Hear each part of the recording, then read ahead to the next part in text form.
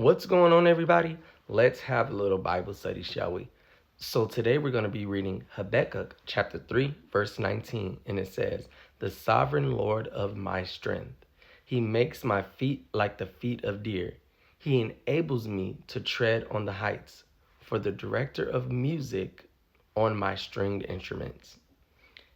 One thing that I love about the book of Habakkuk, and I'll get to the director of music on my string instruments in a minute, because I know they're probably will throw some people off. But one thing I love about the book of Habakkuk is that Habakkuk was a prophet, right? But unlike a lot of the prophets, Habakkuk was having a his book, I should say, is a conversation with God.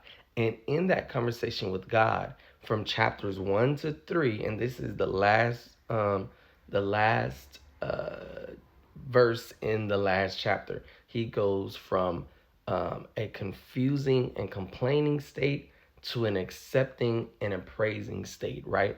So first he's questioning God, not really questioning God, but asking God these major questions like why would God choose Babylon?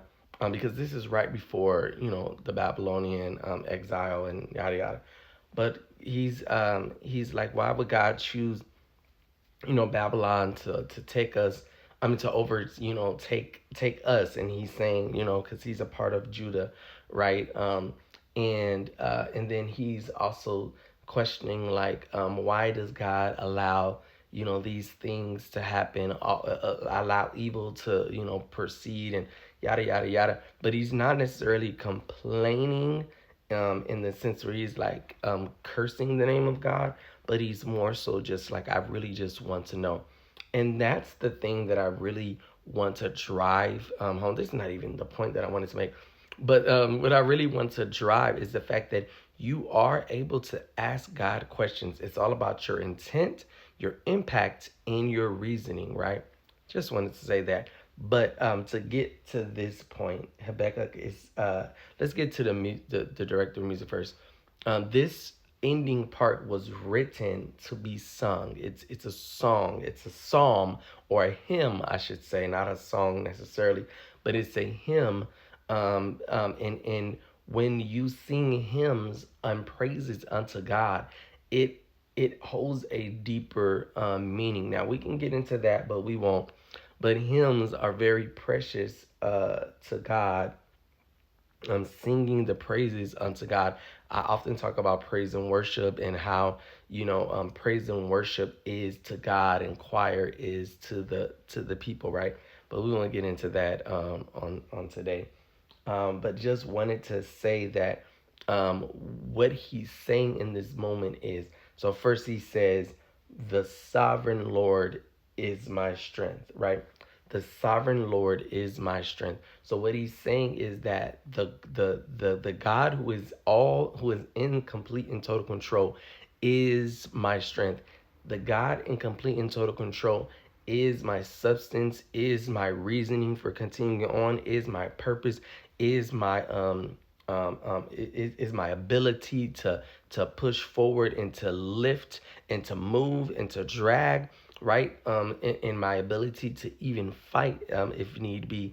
And then it says he makes my feet like the feet of deer. So the feet of deer are quick. They they're agile. So the prophet of God is saying that he's singing this to God, saying that God, the you are sovereign, and you are my strength. God, you're making me have quick feet so that I'm able to be agile, so that I'm able to be move about. I spoke about on Sunday. The message that I gave on Sunday was about the race, the relay race, and um, one of the things that I said is that the racers, they have to be agile, they have to be quick on their feet, they have to be able to stick and move. If you're a football player, a basketball player, anything that deals with scoring a goal competitively.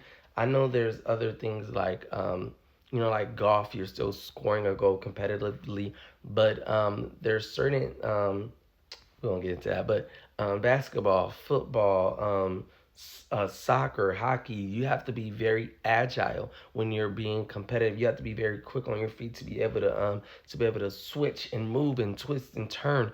Habakkuk is saying that God is making him like this. Then he is saying he enables me to tread on the heights. So God is enabling him to be able to go to the highest of the highest, to continue to tread. Like sometimes treading up a mountain can be difficult, but God is enabling him. To enable somebody means that you're giving them the tools. You are assisting them. You are guiding them. You are helping them. You are aiding them in that. So all that being said, what it really is saying is that when I once was confused and angry and upset, God went through the process with me. God will go through the process with you as long as you stay humble and remain respectful. A lot of times people won't ask questions to their pastors, to their leaders, to their prophets, to whomever God has placed in your life, because a lot of people have created this culture that it is disrespectful to ask questions. But it's not disrespectful to ask questions. It is actually honorable to be able to ask questions, and God will work through those questions with you. Look what he did with Habakkuk throughout chapters 1 and 3. Look what he did with Job, throughout his trials and tribulations. Look what he did with with the disciples. Look what he did with so many other people. There's so many examples where God set and worked out the kinks with the people, but it was about their response. God is looking for a proper response, right?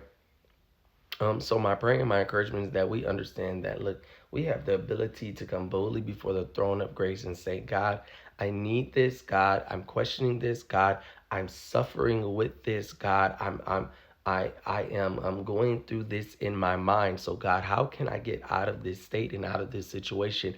And God will work it through with you, instead of just barking at God or barking at the man and woman of God. Um, you know, so with that being said, make sure that you are following this guy right here. Make sure you like the video, share the video, favorite the video, comment on the video, repost the video, and do all the things, and all the things. And I will see you guys in the next one. Peace, love, and light. Bye.